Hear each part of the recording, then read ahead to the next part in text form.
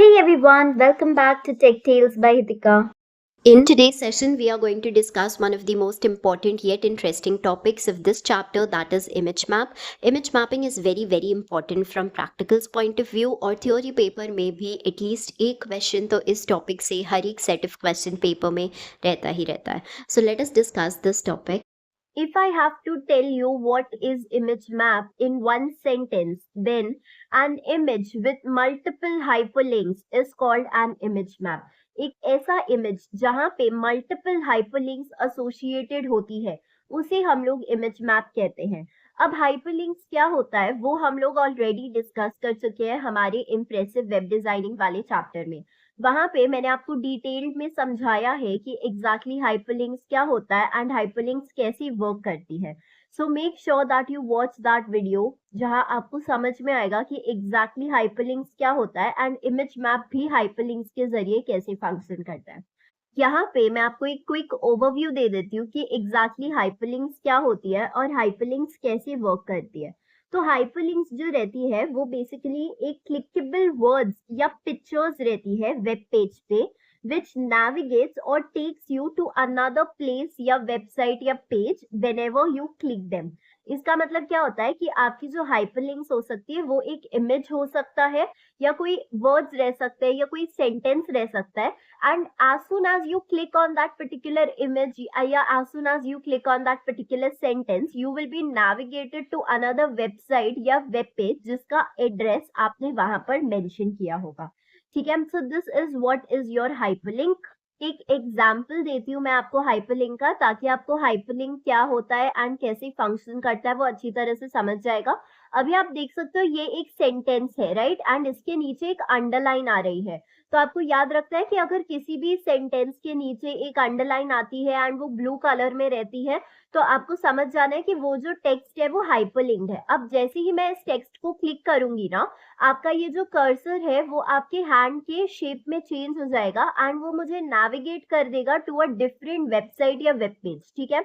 तो आप देख सकते हो ये थंब के इसमें चेंज हो गया आपका कर्सर एंड जैसे ही मैं इसे क्लिक करती हूँ मैं किसी दूसरे पेज पे नेविगेट हो गई. सिमिलरली यहाँ पे भी जैसे ही मैं इस क्लिक को क्लिक करती हूँ तो मैं दूसरे पेज पे नेविगेट हो जाऊंगी. तो ये कुछ एग्जांपल्स है कि आपकी हाइपरलिंक कैसे वर्क करती है. अगर आपको डिटेल में समझना है हाइपरलिंक कैसे वर्क करती है तो प्लीज आप मेरा इम्प्रेसिव वेब डिजाइनिंग वाला वीडियो देख लीजिएगा. I have also provided the link for the video in the description box below. तो आपका जो इमेज मैप है वो भी आपकी हाइपरलिंक की प्रॉपर्टी पे ही वर्क करता है. अभी हम लोग डिटेल में समझते हैं कि एग्जैक्टली इमेज मैप होता क्या है. Image map is a way to make different parts of a single image clickable with each part linking to a different destination or performing a different action. मतलब क्या है इसका कि image map को use करके आप एक सिंगल इमेज को डिफरेंट पार्ट्स में डिवाइड कर देते हो. ऐसा समझो कि आपके पास एक सिंगल इमेज है आप उसे डिफरेंट पार्ट्स या रीजन्स में डिवाइड कर देते हो एंड जैसे ही आप उस पर्टिकुलर रीजन को क्लिक करोगे ना आप एक दूसरे वेबसाइट या वेब पेज पे नेविगेट हो जाओगे या उस पर्टिकुलर पेज को क्लिक करने से एक ऐसा एक्शन या इवेंट ट्रिगर हो जाएगा जो आपने मेंशन कर रखा होगा. ठीक है. An image map is used to connect links to different regions on web page. मतलब क्या है इसका. An image map is used to make different parts of a picture on a web page clickable each leading to different links. वही कि आप उस particular reason या उस पर्टिकुलर एरिया को जैसे ही क्लिक करोगे ना आप दूसरे वेब पेज या वेबसाइट पे नेविगेट हो जाओगे एंड कौन से वेब पेज या वेबसाइट पे नेविगेट होगे उस वेब पेज या वेबसाइट पे नेविगेट होगे जिससे वो particular region of that image जो रहेगा वो लिंक्ड रहेगा. ठीक है. तो बेसिकली आप क्या कर रहे हो एक पिक्चर को डिफरेंट इनविजिबल बटन्स में कन्वर्ट कर रहे हो. आप जैसे ही कोई बटन को क्लिक करते हो कोई इवेंट ट्रिगर होता है या कोई एक्शन परफॉर्म होता है या आप किसी वेबसाइट पे नेविगेट हो सकते हो किसी बटन को क्लिक करके. आप इमेज मैप में भी एग्जैक्टली यही कर रहे हो एक इमेज को डिफरेंट सेक्शंस या रीजन्स में डिवाइड कर रहे हो एंड ये जो सेक्शंस या रीजन्स है बेसिकली इनविजिबल बटन जैसे वर्क कर रहे हैं जैसे ही आप उस बटन को क्लिक करोगे ना, कोई एक इवेंट या एक्शन परफॉर्म हो जाएगा या आप किसी वेबसाइट पे नेविगेट हो जाओगे. An image map is created by marking certain regions as image clickable. These clickable regions are known as hotspots. तो मैंने जैसे आपको ऑलरेडी बताया कि इमेज मैप के जरिए हम कुछ स्पेसिफिक रीजन्स को डिफाइन करते हैं जो कि इंटरैक्टिव होते हैं. हम HTML कोड के जरिए उस स्पेसिफिक रीजन, उस इमेज के स्पेसिफिक रीजन को इंटरैक्टिव या क्लिकेबल बनाते हैं. एंड जैसे ही हम उस पर्टिकुलर रीजन को क्लिक करते हैं तो कोई एक्शन परफॉर्म हो जाता है, कोई इवेंट ट्रिगर हो जाता है या आप किसी दूसरे पेज पे नेविगेट हो जाते हो. तो वही क्लिकेबल रीजन्स को हम लोग हॉटस्पॉट्स कहते हैं. अब ये रीजन्स एग्जैक्टली कैसे डिफाइन करने हैं उसका डिटेल्ड प्रोसेस होता है जो आपको स्टेप बाय स्टेप फॉलो करना होता है, जो हम आगे सीखने वाले हैं.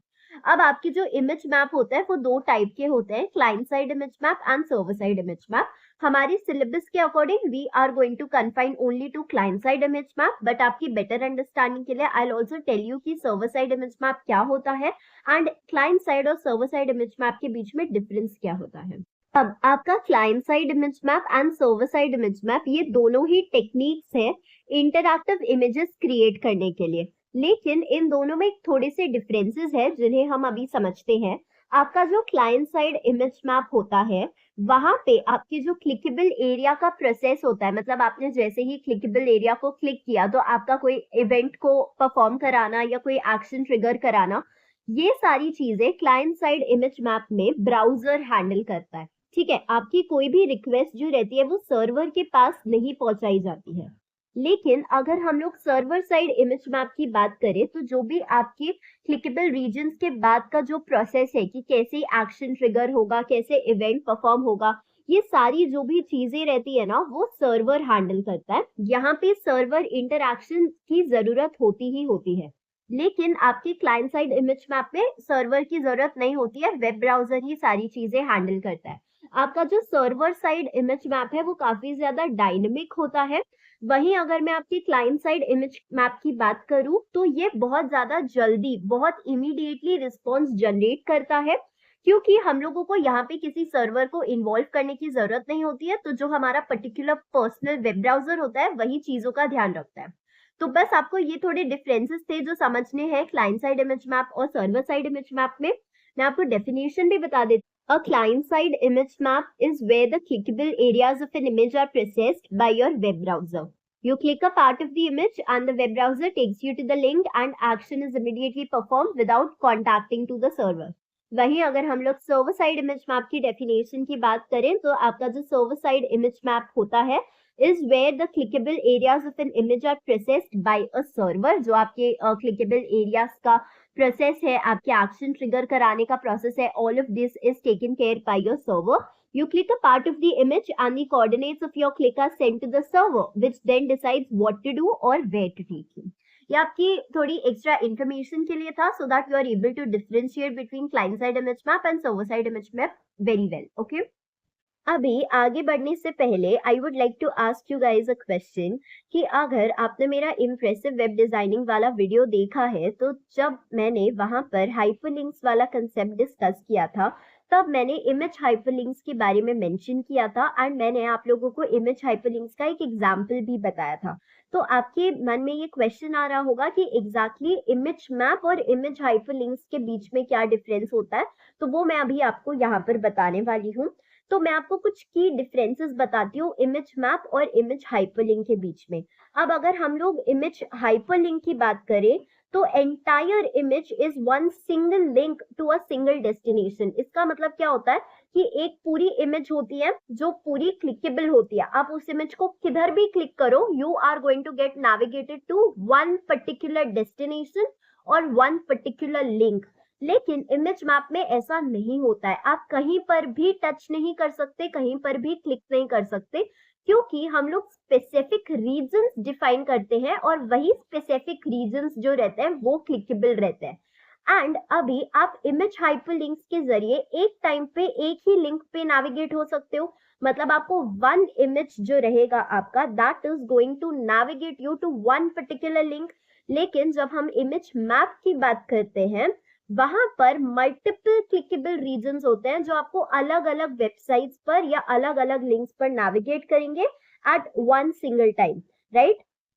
तो अगर हम लोग फंक्शनैलिटी के बेसिस पर इमेज मैप और इमेज हाइपरलिंक को डिफरेंशिएट करते हैं, तो इमेज हाइपरलिंक में the entire image is one single link to a single destination, whereas your image map में multiple clickable areas within one image, each leading to a different destination, right। और अभी जब हम लोग आगे एट्रीब्यूट्स पढ़ेंगे तब जाके आपको पता चलेगा कि इमेज मैप में कैसे वो स्पेसिफिक रीजन्स को डिफाइन किया जाता है, ठीक है। तो आपके जो स्पेसिफिक रीजन्स रहते हैं ना, वो यूजुअली हम लोग शेप्स के जरिए और कोऑर्डिनेट्स के जरिए डिफाइन करते हैं, लेकिन इमेज हाइपरलिंक में शेप्स या कोऑर्डिनेट्स का कुछ यूज नहीं होता है। डायरेक्टली हम लोग जो हमारा एंकर टैग है या href एट्रीब्यूट है उसका यूज करते हैं, ठीक है। और अगर हम लोग दोनों के यूज के बीच में डिफरेंशिएट करना चाहते हैं तो इमेज मैप हम तब यूज करते हैं जब हमें डिटेल्ड इंटरैक्टिव इमेजेस चाहिए रहते हैं, जहां हर different part of the image should link you to different places.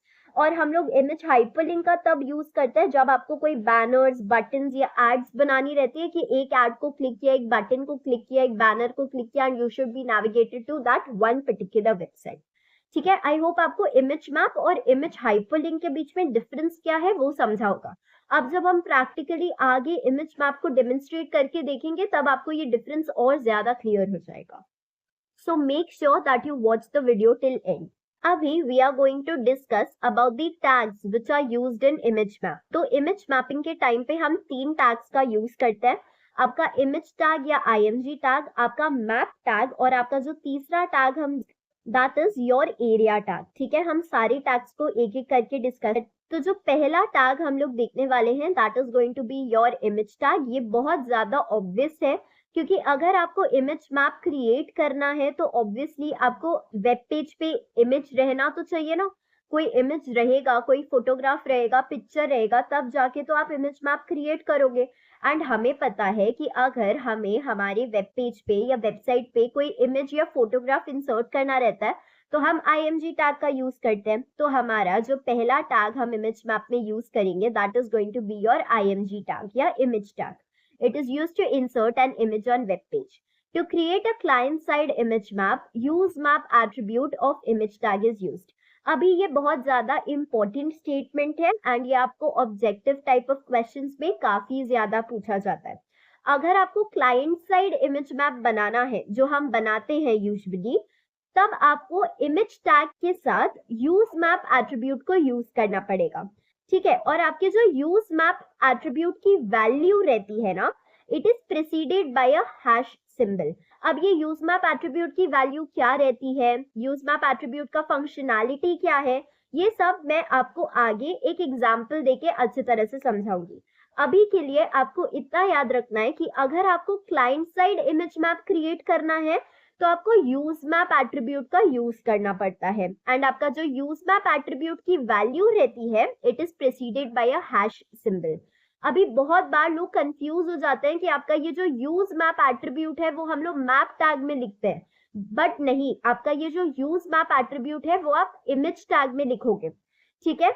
वही अगर आपको सर्वर साइड इमेज मैप बनाना है, जो कि आपके सिलेबस का पार्ट नहीं है बट फिर भी बता रही हूँ कि अगर आपको सर्वर साइड इमेज मैप बनाना है तो आप इस मैप एट्रीब्यूट का यूज करोगे अगेन आपके इमेज टैग के साथ, ठीक है।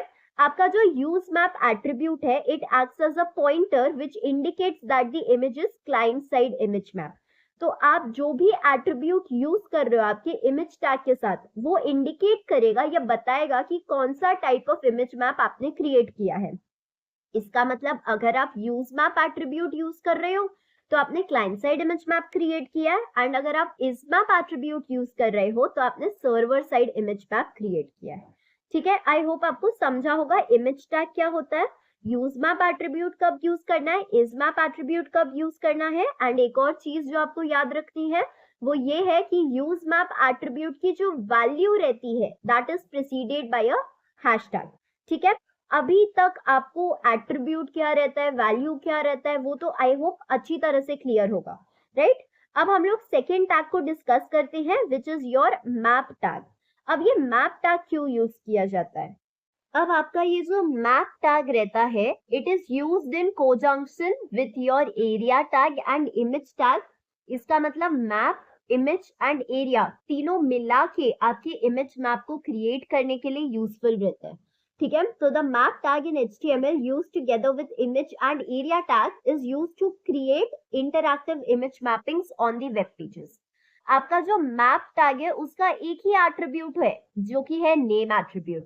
ठीक है, अब आपकी अगर हम लोग इमेज टैग की बात करें तो उसके काफी सारे एट्रीब्यूट्स हैं जो हम डिस्कस कर चुके हैं।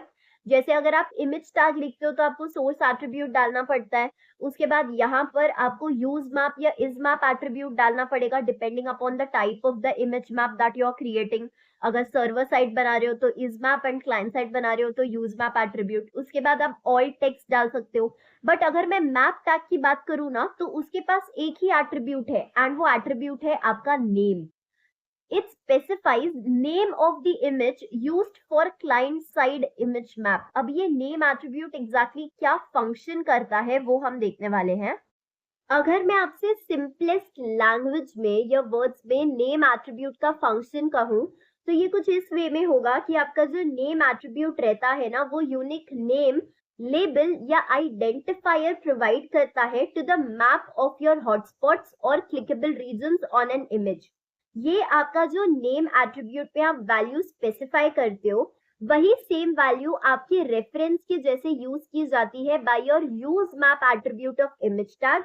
इसके जरिए क्या होता है, एक लिंक प्रोवाइड होती है इमेज टैग के बीच में और मैप टैग के बीच में एक लिंक क्रिएट होती है जिसकी मदद से आप इमेज मैप को क्रिएट कर सकते हो।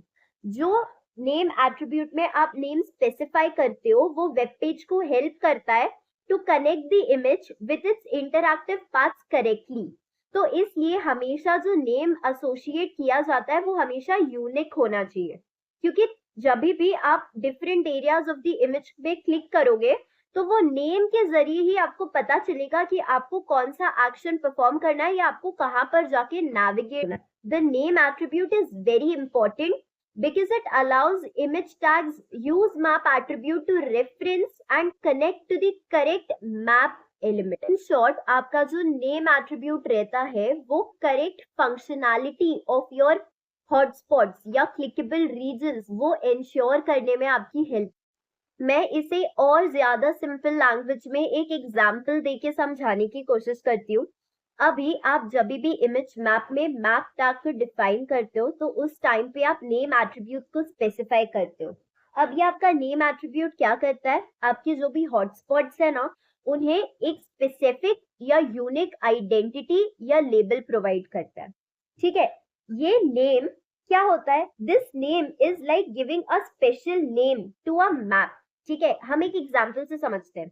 आपके पास एक मैप है, हिडन ट्रेजर्स का मैप है। ठीक है, अभी आप क्या कर रहे हो, जहां जहां पर हिडन ट्रेजर्स है वहां वहां पे एक स्पेसिफिक नेम लगा दे रहे हो, एक सीक्रेट कोड जैसा आप उसे आइडेंटिफायर जैसा यूज कर रहे हो। तो आपने अपने पूरे एक मैप में डिफरेंट डिफरेंट जगह पर अलग अलग नेम स्पेसिफाई कर दिए हैं। तो वो अलग अलग नेम आपको अलग अलग ट्रेजर्स के पास लेकर जाएंगे या अलग अलग लोकेशंस के पास लेकर जाएंगे। राइट, सिमिलरली यहाँ पर भी आपका जो नेम एट्रीब्यूट है कुछ इसी तरह से फंक्शन, जैसे आपके पास मैप है तो आपने सारे हिडन ट्रेजर्स को एक स्पेसिफिक नेम दे दिया है। तो अभी आपको हर एक नाम जो रहेगा वो आपको ट्रेजर कहाँ एग्जैक्टली है वो बताएगा। जब भी आप मैप पे देखोगे उस नेम को देखोगे तो आपको पता चलेगा कि हाँ ये नेम के साथ ये वाला ट्रेजर एसोसिएटेड है तो मुझे ये लोकेशन पे जाना है। सिमिलरली हम लोग वेब पेज पे भी यही होता है, आपका जो नेम एट्रीब्यूट है यहाँ पर भी उसी तरह से फंक्शन करता है।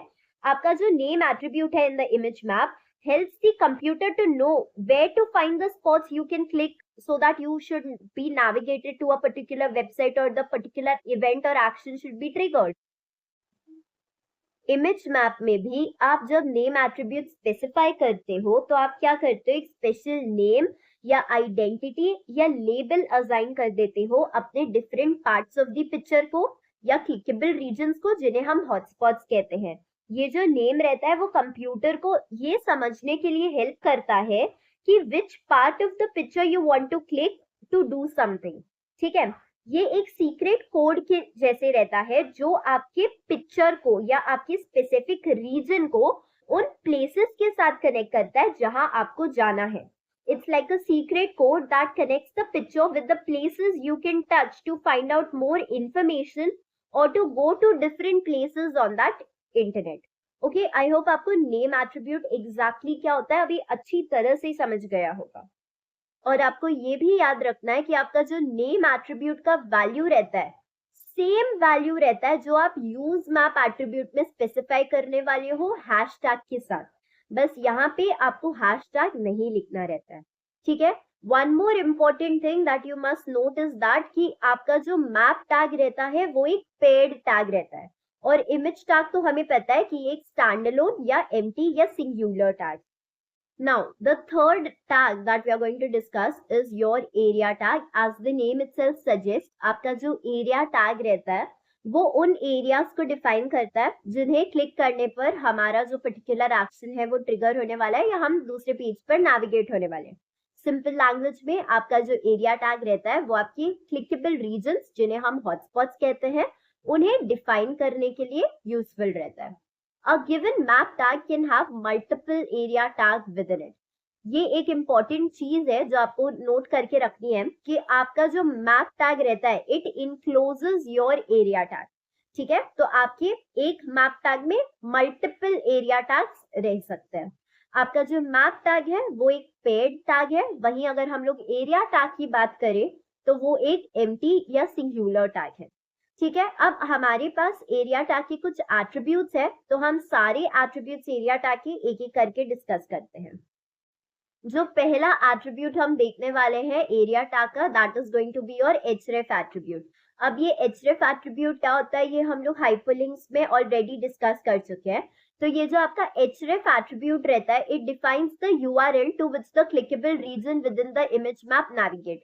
इसका क्या मतलब होता है कि आपको href वाले एट्रीब्यूट की वैल्यू में क्या लिखना है उस वेबसाइट का URL लिखना है. मतलब एक पर्टिकुलर इमेज को या हॉटस्पॉट को क्लिक करने के बाद फॉर एग्जांपल अगर ये आपका हॉटस्पॉट है तो ये हॉटस्पॉट को क्लिक करने के बाद आपका जो इमेज है वो आपको किस वेबसाइट पे नेविगेट करना चाहिए उस वेबसाइट का URL हम लोग लिखने वाले हैं अपने href वाले एट्रीब्यूट में.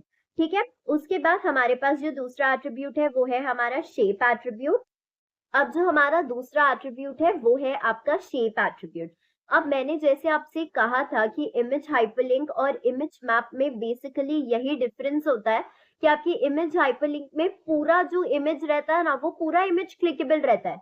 मतलब आप कहीं पर भी क्लिक करो इमेज में it is going to navigate you to a particular website.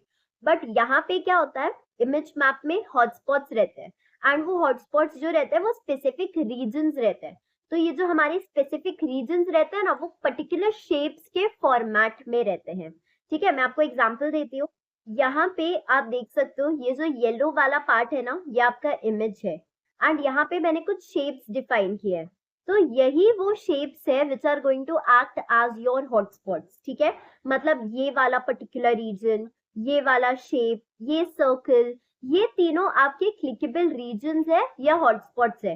तो यहाँ पर आप अगर क्लिक करोगे ना तो आपने जो भी URL मेंशन किया होगा वहां पर आप नेविगेट हो जाओगे. तो यहाँ पे आपके जो हॉटस्पॉट्स रहते हैं they are in the form of shapes and वही शेप्स अगर हम लोगों को यहाँ पे स्पेसिफाई करने हैं तो हम लोग शेप एट्रीब्यूट का यूज करेंगे with in your area tag. अब आपके शेप एट्रीब्यूट में भी सारी शेप्स नहीं है मतलब स्टार वगैरह ये सारी चीजें अलाउड नहीं है. कुछ पर्टिकुलर शेप्स है जो आप यूज कर सकते हो जैसे कि आप रेक्टेंगल यूज कर सकते हो जिसके लिए आपको वैल्यू में रेक्ट लिखना पड़ता है. सर्कल हो सकता है आपका हॉटस्पॉट का जो शेप है या फिर पॉली हो सकता है. ठीक है. पॉलीगन हेक्सागन वगैरह कुछ भी रह सकता है बट अगर आपको ये स्पेसिफाई करना है तो उस टाइम पे आप पॉली करके शेप यूज करोगे वैल्यू यूज करोगे. ठीक है. आई होप आपको शेप एट्रीब्यूट समझा रहेगा. अब शेप एट्रीब्यूट के बाद हमारे पास जो दूसरा एट्रीब्यूट है वो है हमारा कॉर्ड्स एट्रीब्यूट. अब ये जो कॉर्ड्स है इट स्टैंड्स फॉर कोऑर्डिनेट्स. तो आपने जब भी मैथ्स में ज्योमेट्री पढ़ी है तो उस टाइम पे भी आपने कोऑर्डिनेट्स करके एक टॉपिक पढ़ा रहेगा. आप जो पर्टिकुलर शेप्स रहते हैं उन्हें कोऑर्डिनेट्स असाइन करते हो एक्स कोऑर्डिनेट वाई कोऑर्डिनेट. तो ये कोऑर्डिनेट क्या रहता है कोऑर्डिनेट जो रहते हैं वो वर्टाइसेस या बाउंड्रीज ऑफ ज्योमेट्रिक फिगर को डिफाइन करते हैं. राइट। फॉर एग्जाम्पल अगर मैं यहाँ पर कोई शेप, जैसे कि यहाँ पर मैंने रेक्टेंगल बनाया है, तो हम लोग 4 कोऑर्डिनेट्स लेते हैं टोटल ऑपोजिट कॉर्नर्स की, यहाँ x1 y1 एंड यहाँ पर x2 y2, राइट। तो वैसे ही यहाँ पर भी रेक्टेंगल जब भी आप शेप स्पेसिफाई करते हो, मतलब अगर आपको अपना जो क्लिकेबल रीजन है या जो हॉटस्पॉट है वो इन the form of rectangle shape चाहिए, ठीक है, तो आप क्या करोगे, शेप में वैल्यू क्या डालोगे, रेक्ट करके वैल्यू डालोगे एंड वहां पे आप जो कॉर्ड्स है यहाँ पे 4 कोऑर्डिनेट स्पेसिफाई करोगे, ठीक है। उसके बाद हमारे पास है सर्कल, तो आपका यहाँ पर जो आपका हॉटस्पॉट रहेगा या क्लिकेबल रीजन रहेगा वो सर्कुलर शेप में रहेगा एंड यहाँ पे 3 कोऑर्डिनेट्स की जरूरत पड़ती है, एक्स वाई कोऑर्डिनेट्स एंड एक आपका रेडियस के कोऑर्डिनेट की जरूरत पड़ती है, ठीक है। उसके बाद अगर आप कोई अगर पॉलीगन रीजन डिफाइन करते हो with coordinate specifying each point on the polygon, तो आपके पॉलीगन में क्या होता है कि अगर आप हेक्सागन ले रहे हो तो वैसे आपको 6 कोऑर्डिनेट्स चाहिए रहेंगे, अगर आप पॉलीगन ले रहे हो तो आपको 4 कोऑर्डिनेट्स चाहिए रहेंगे, अगर आप ऑक्टेगन ले रहे हो तो 8 कोऑर्डिनेट्स। तो इतना बड़ा बड़ा यूजुअली हम लोग लेते नहीं है, हम यूजुअली पॉलीगन ही स्पेसिफाई करते हैं, ठीक है। तो पॉलीगन है तो 4 कोऑर्डिनेट्स आपको चाहिए रहेंगे एंड देन हेक्सागन है तो आपको 5 कोऑर्डिनेट्स चाहिए रहेंगे, वैसा रहता है। लेकिन यूजुअली हम लोग पॉलीगन ही डिफाइन करने वाले हैं जिसको 4 कोऑर्डिनेट्स की जरूरत पड़ती है, ठीक है। अब ये जो आपके कोऑर्डिनेट्स रहता है वो आप पेंट के जरिए निकाल सकते हो। कोऑर्डिनेट्स कैसे लेने हैं उसका एक डिटेल्ड प्रोसीजर होता है, कुछ स्टेप्स रहते हैं जो आपको फॉलो करने रहता है। अब ये कोऑर्डिनेट्स हर एक शेप के कैसे लेने हैं, मतलब रेक्टेंगल का कैसे लेना है, सर्कल का कैसे लेना है, पॉली का कैसे लेना है कोऑर्डिनेट्स, वो स्पेसिफिकली मैं एक वीडियो बनाने वाली हूँ जहां मैं आपको प्रैक्टिकली डेमोन्स्ट्रेट करके बताऊंगी कि कैसे आपको हर एक शेप के कोऑर्डिनेट्स को एक्सट्रैक्ट करना है, क्योंकि अगर आपके कोऑर्डिनेट्स गलत रहेंगे ना तो आपका हॉटस्पॉट जो है वो बने नहीं वाला है एंड आपका इमेज मैप जो है वो क्रिएट नहीं होगा या फंक्शन नहीं करेगा बरोबर से। हमें यहाँ पे बहुत ज्यादा ध्यान रखना पड़ता है कि आपका जो इमेज है वो ओवरलैपिंग नहीं होनी चाहिए, इसकी वजह से जो कोऑर्डिनेट्स है वो एकदम एक्यूरेट या करेक्ट होने चाहिए। तो एक डिटेल्ड वीडियो बनाने वाली हूँ मैं जहां पर मैं कोऑर्डिनेट्स कैसे लेते हैं हर एक शेप के वो अच्छी तरह से मेंशन करने वाली हूँ। And as I already mention कि आपका ये जो इमेज मैपिंग वाला कंसेप्ट है वो प्रैक्टिकल पॉइंट ऑफ व्यू से बहुत बहुत ज्यादा इंपॉर्टेंट है। तो इमेज मैपिंग से रिलेटेड एक एसओपी भी है जो हम सॉल्व करेंगे जहां पे आपको और अच्छे से क्लियर आइडिया मिल जाएगा कि आपको कैसे कोऑर्डिनेट्स लेने हैं एंड इमेज मैप कैसे फंक्शन करने वाला है।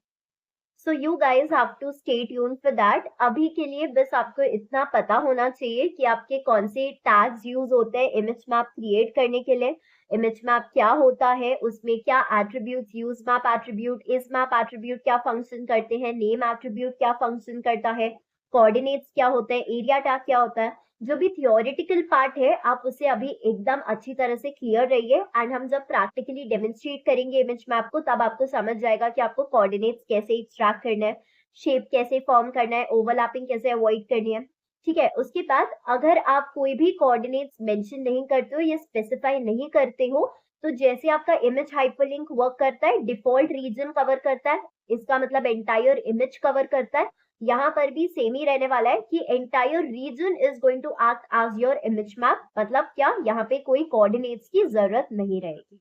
जो हमारा लास्ट एट्रीब्यूट है वो है हमारा alt attribute. Alt stands for alternate. ये हम लोगों ने इमेज टैग के जब डिस्कस किया था तभी भी हम लोगों ने ये ऑल्ट एट्रीब्यूट देखा था। ऑल्ट एट्रीब्यूट क्या करता है, स्पेसिफाई करता है एक्स्ट्रा इंफॉर्मेशन।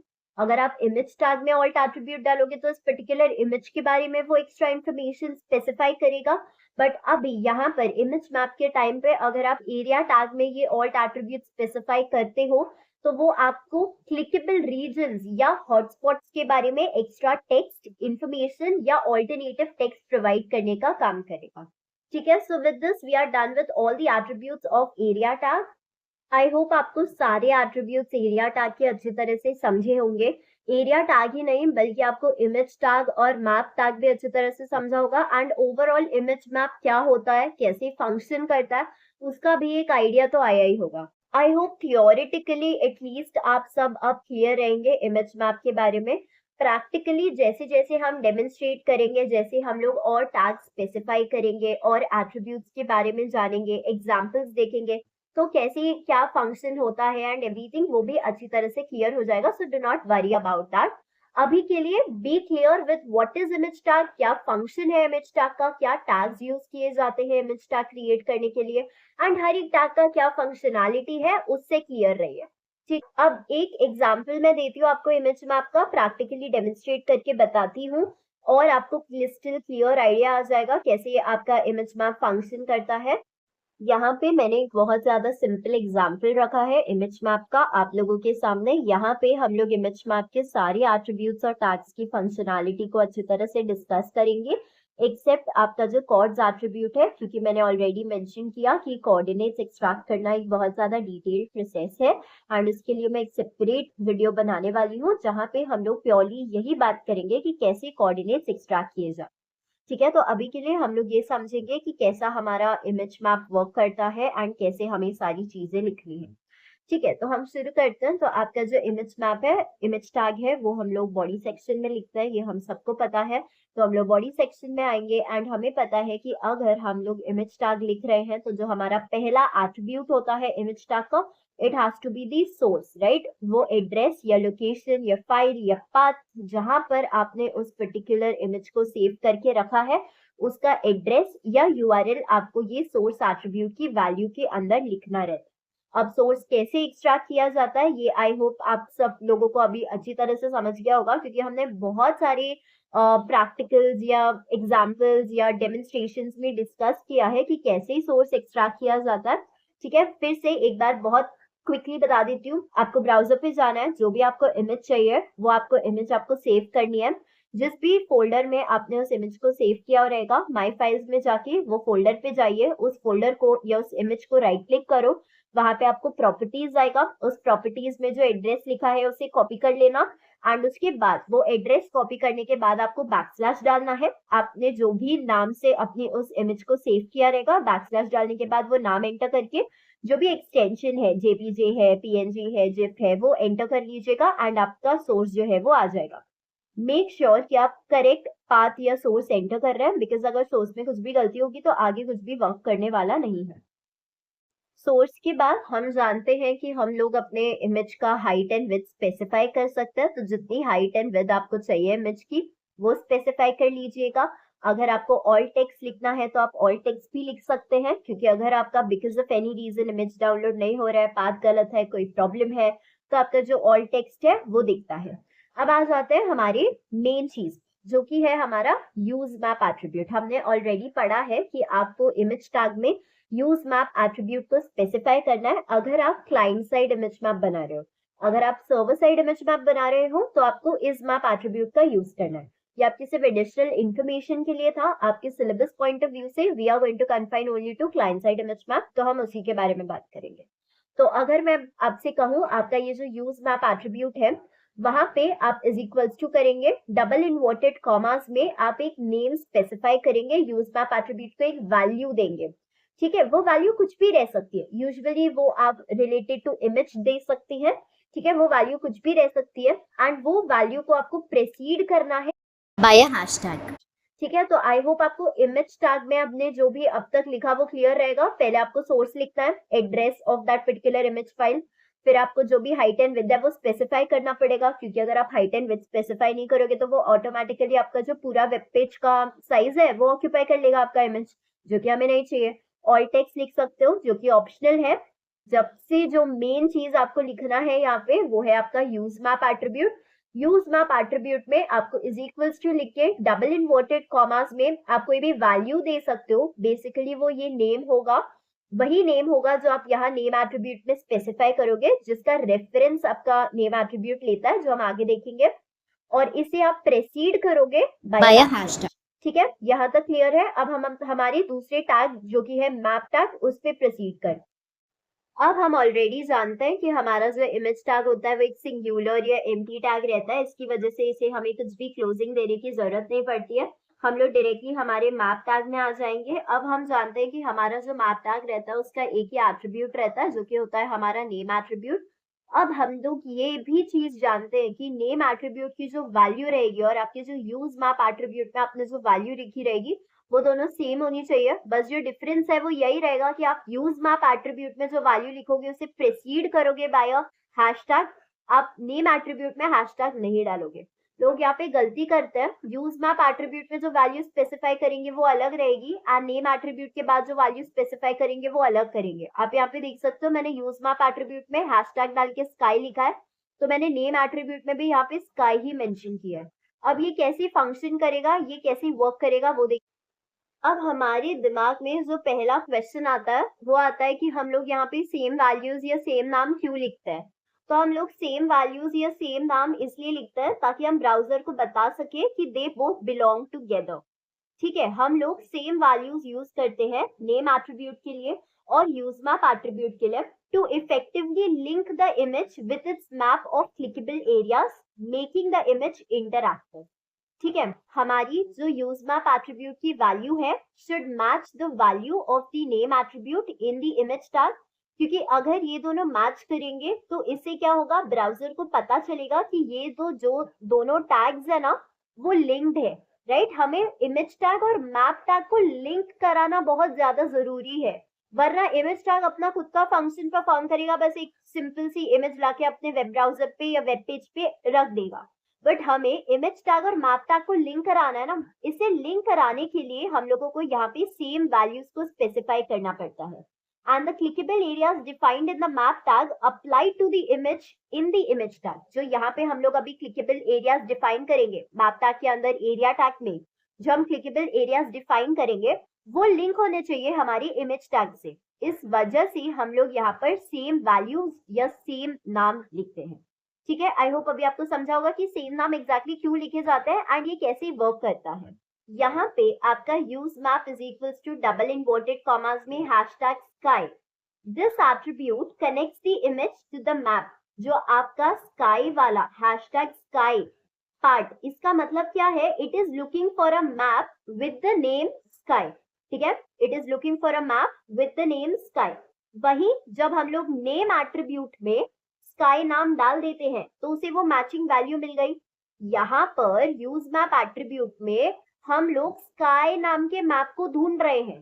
ठीक है, और मैप टैग में जब हम नेम एट्रीब्यूट में ये स्काई टैग लिख देते हैं तो इस यूज मैप एट्रीब्यूट को इसका मैचिंग पेयर मिल गया। अब ये एक दूसरे को लिंक कर देगा एंड अपनी इमेज को इमेज मैप बना देगा या इंटरैक्टिव बना देगा।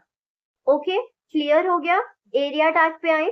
एरिया टैग पे आने से पहले अगर आपके मन में ये क्वेश्चन आ रहा है कि मैप टैग जो है वो एक पेड टैग है तो मैप टैग को क्लोज करना चाहिए था, तो आप एक बात ध्यान में रखो कि आपका जो मैप टैग है it encloses your area tag. तो जब तक हम लोग एरिया टैग नहीं लिखेंगे तब तक हम मैप टैग को क्लोज नहीं करेंगे। एंड वन मोर थिंग, हमें पता है कि we can have an number of या multiple number of area tags inside map tag. तो जितने आपको एरिया टैग्स चाहिए आप उतने डिफाइन कर सकते हो। यूजुअली जितने हम शेप्स क्रिएट करते हैं या जितने हम लोग क्लिकेबल रीजन्स या हॉटस्पॉट्स क्रिएट करते हैं उतने एरिया टैग्स हम लोग डिफाइन करते हैं।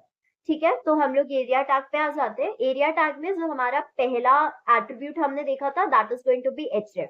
यहाँ पे भी बहुत सारे लोग गलती ये करते हैं, href के जगह पर src लिख देते हैं या कभी कभी url लिख देते हैं, जो कि गलत हो जाता है एंड हमारा जो इमेज मैप है वो करेक्टली फंक्शन नहीं करता है। Make sure that you right href। href में यहाँ पर href में किस चीज का एड्रेस आने वाला है या किस चीज का url या लोकेशन आने वाला है, उस वेबसाइट का या वेब पेज का url या लोकेशन जहां पर आप नेविगेट होने चाहिए उस पर्टिकुलर शेप को क्लिक करके। ठीक है, जैसे यहाँ पर मैंने local web page dot html, तो ये मैंने एक सिंपल html फाइल बनाई थी, उसका एड्रेस यहाँ पे मैंने दे दिया है। उसके बाद शेप मैंने सर्कल दिया है, हमारा एक एट्रीब्यूट है शेप जो कि है सर्कल। इसका मतलब जो मेरा हॉटस्पॉट है या मेरा जो क्लिकेबल रीजन है वो सर्कुलर फॉर्मेट में है। एंड मैं ऑलरेडी आपसे कह चुकी हूँ कि आपके जो सर्कल की कोऑर्डिनेट्स रहते हैं वो 3 कोऑर्डिनेट्स रहते हैं, तो हमने ये 3 कोऑर्डिनेट्स को स्पेसिफाई किया। ठीक है, कोऑर्डिनेट्स कैसे लेते हैं वो हम लोग बाद में डिटेल में देखने वाले हैं। अभी के लिए बस आप देख लीजिए कि हमने यहाँ पे 3 कोऑर्डिनेट्स लिए हैं बिकॉज ये सर्कल शेप।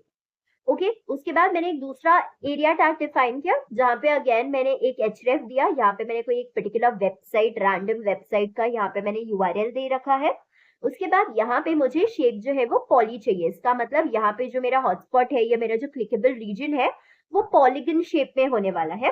पॉलीगन शेप में depending upon the number of size of your shape आप अपना कोऑर्डिनेट्स डालते हो। जैसे यहाँ पे मैंने 6 कोऑर्डिनेट्स डाले हैं, इसका मतलब मैंने एक हेक्सागन शेप लिया था, राइट। उसके बाद क्या किया मैंने, एरिया टैग तो मेरा सिंगुलर टैग है, तो एरिया टैग को तो क्लोजिंग देने की जरूरत नहीं पड़ती है, तो फिर मैंने मैप टैग क्लोज किया, बॉडी टैग क्लोज किया, HTML क्लोज किया, सेव किया, एंड उसके बाद यहाँ पे रिफ्रेश करना है। अब आप यहाँ पर ये आउटपुट देख सकते हो, आपकी जो इमेज है वो आ चुकी है। ये इमेज मैंने इंसर्ट की थी एंड उसकी जो हाइट है वो 500 पिक्सल्स है एंड इसकी जो विड्थ है वो 300 पिक्सल्स है। अब हम देखते हैं कि हमारा इमेज मैप वर्क कर रहा है या नहीं कर रहा। अब देखो, मैंने आपसे ऑलरेडी कहा है कि इमेज मैप में हम सर्टेन रीजन्स को ही क्लिकेबल या इंटरैक्टिव बनाते हैं, राइट। अगर हम कोऑर्डिनेट स्पेसिफाई नहीं करते हैं तब भी ही it is the only possibility जब आपका ये जो पूरा इमेज है by default is going to act as an image map और is going to be interactive. या हमने कोऑर्डिनेट्स डिफाइन किया, इसका मतलब मेरा पूरा इमेज जो है वो इंटरैक्टिव नहीं है, मतलब मैं कहीं पर भी क्लिक करूंगी एंड मैं नेविगेट हो जाऊंगी, ऐसा होने वाला नहीं है, राइट। एक स्पेसिफिक रीजन पे ही ये होने वाला है।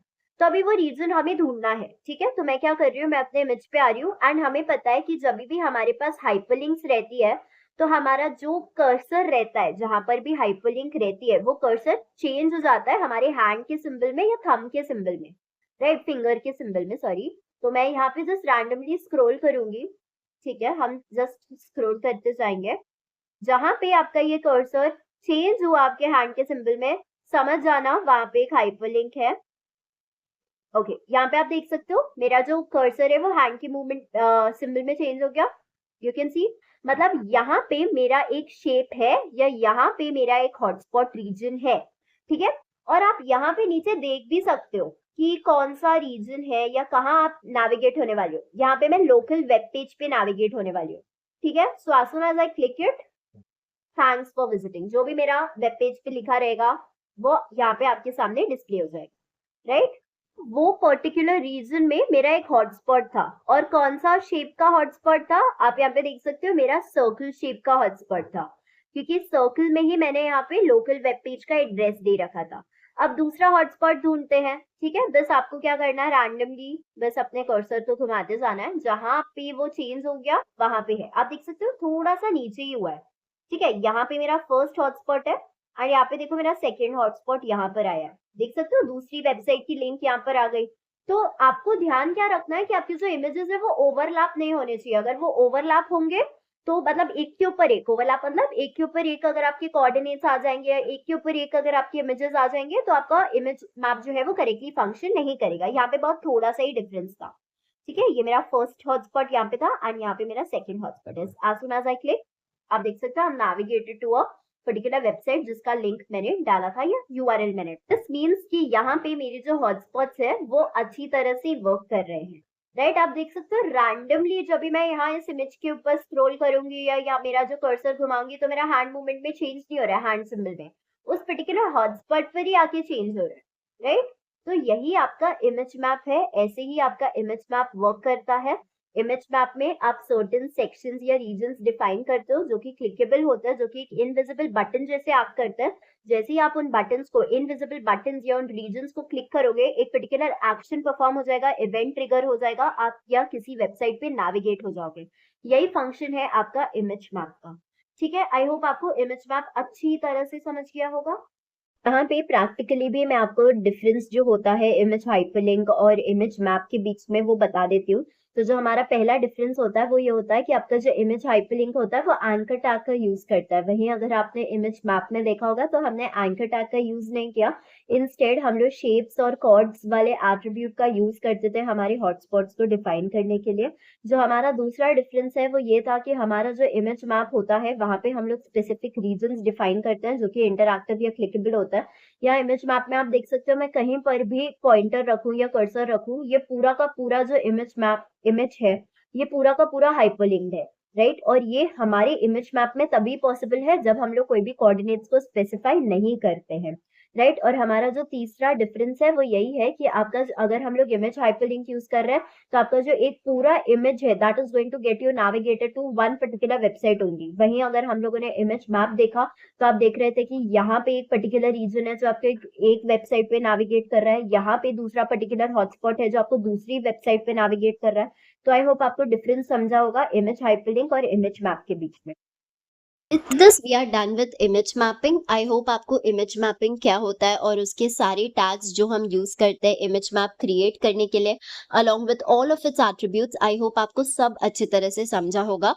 अगर आपको image map से related कुछ भी doubt है, so please do let me know in the comment section below. I have provided the link of the impressive web designing lecture in the description box below. वहाँ पे I have covered major topics such as hyperlinks and image tag, जो कि आपके image map के point of view से भी काफी ज्यादा important है. So आप वो वीडियो भी जरूर देखिए, इससे आपको image map और अच्छी तरह से समझने के लिए help होगा. And all the notes of the image map has also been provided. Also, if you found this video informative, do not forget to hit the like button, comment down all your queries and suggestions if any, share with all your IT friends, and do subscribe to the channel. Hit the bell icon so that you do not miss any of the updates. Stay tuned for the next video. Until then, bye-bye. Take care.